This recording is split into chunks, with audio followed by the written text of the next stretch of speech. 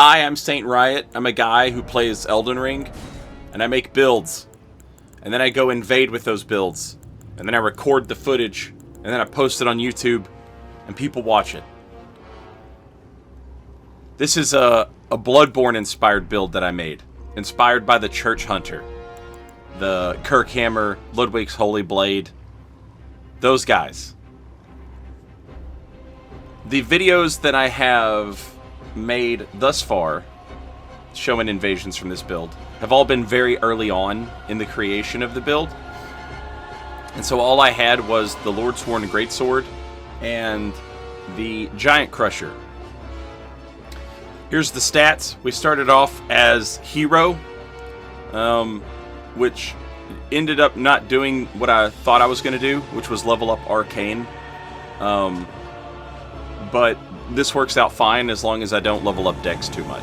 So I've put 1 point into Dex. And that's for the Lordsworn Straight Sword. The Giant Crusher. Here you see it. Crushing. Giantly. This little talisman swap you can watch me do here will give you some idea of what I'm typically running, talisman-wise. The Jarsil Arsenal, that's a must, because we need endurance, and we need a lot of equip load on this build. And that's how we get it. The Dagger Talisman is nice for the quick step backstabs that I go for.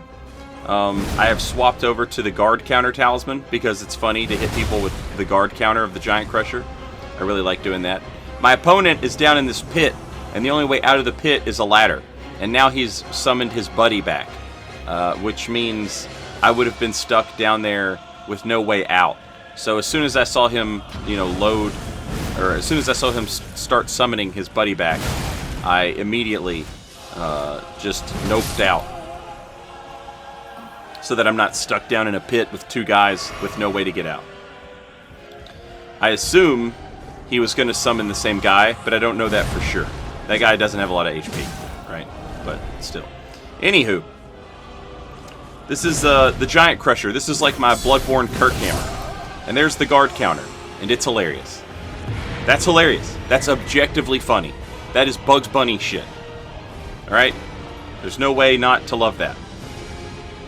But, it's time.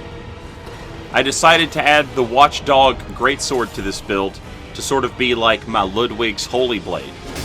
And now, every time I use the Watchdog Greatsword, I always get people, and they're like, why not just use the Guts Greatsword? The, Greatsword Colossal Greatsword.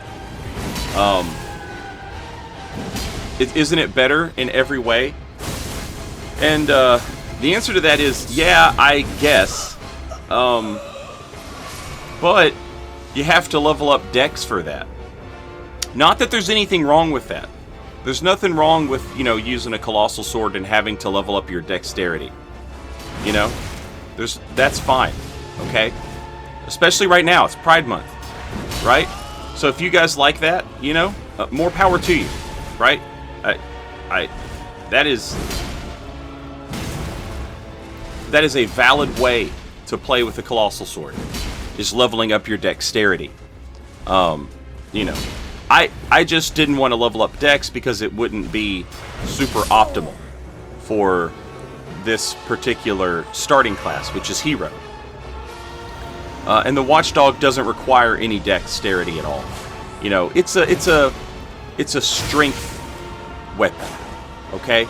It's not a quality weapon like the Gus Greatsword. It requires like 14 Dex, which is, that's a lot. It's a lot of Dex to have to put into, to use a Colossal Sword. At that point, why not just use the Zweihander? And just really embrace the bidexual nature of your Colossal Sword. Here we have a lava fight with claws. This is a nightmare. This is a nightmare scenario because the stupid Warcry gives this guy hyper armor enough hyper armor to withstand colossal swords. Which is, you know, dumb and bad. But I don't get to balance the game. I just play it. So, you know, here we are. We need to figure out some way to deal with this. Can we just out damage it? Can we out defense it if we drink our defense physic?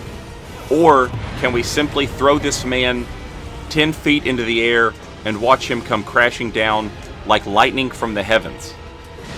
The answer, of course, is yes. You know, one nice thing about Elden Ring doing a Bloodborne-inspired build in Elden Ring is I have actual real backstabs. I don't know if you guys know this or not, but in Bloodborne, if you wanted to backstab somebody, you had to hit a fully charged heavy attack on their ass, and that would open them up to be backstabbed. If you ever got it in PvP, the damage was absurd. Because you landed not only a fully charged attack, but then you landed like a free follow-up backstab. So the damage is there. If you ever get a backstab in Bloodborne, it's wild. But it is not something that happens a lot, or even, you know, very frequently. I know, you know, I've made a few videos about this build already, and I've explained why I have a shield. But I know every time I upload a new video, somebody's going to be seeing it for the first time.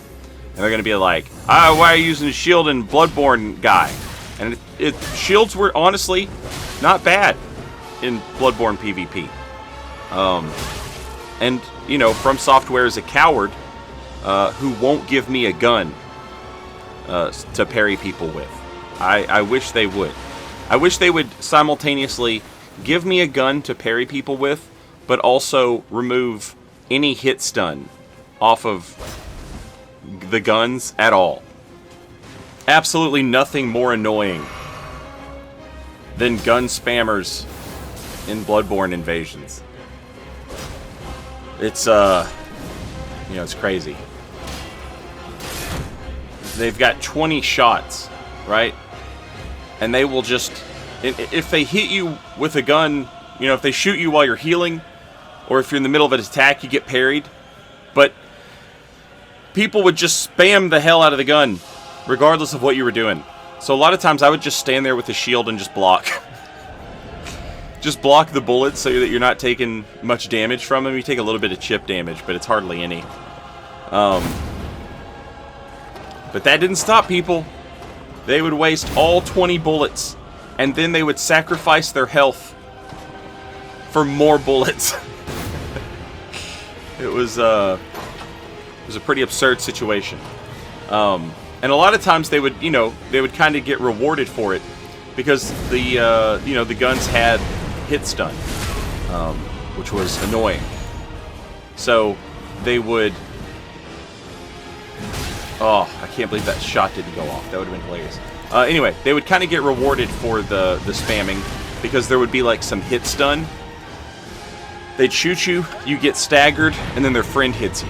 And so then it becomes a good idea to just spam the gun, right? Anyway, my point is, get rid of the gun, and give me the gun, get rid of the hit stun, and I'll get rid of this shield.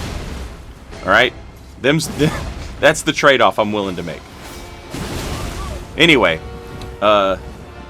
we added the Watchdog Greatsword to the build to sort of act as our Ludwig's Holy Blade, to go along with our Giant's Crusher Kirkhammer.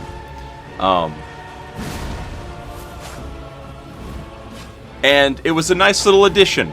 I love the Watchdog Greatsword. I use it regardless.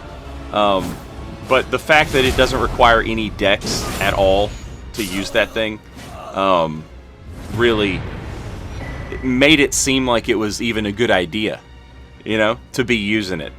Because, like I said, I started Hero, so I started off with like 9 decks on this build. And I leveled it up to 10 so that I could use the Lordsworn Straightsword. That was fine, right? But I think I have to stay under 12 decks. It might be 11. I don't remember. But at a certain point, if you go to like it's either 11 or 12 decks, then you should have started Vagabond, right? So in terms of like keeping this starting choice that I've made optimal, I sort of have to play, you know, low decks, which is fine, honestly, because it kind of makes it feel like a choice, a decision that I have to live with on the build, and I like that kind of stuff. I like it, you know, I like when it feels like your decisions, you know, have some weight to them, some consequence.